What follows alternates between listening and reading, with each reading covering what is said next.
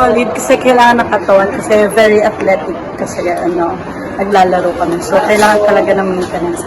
So, sobrang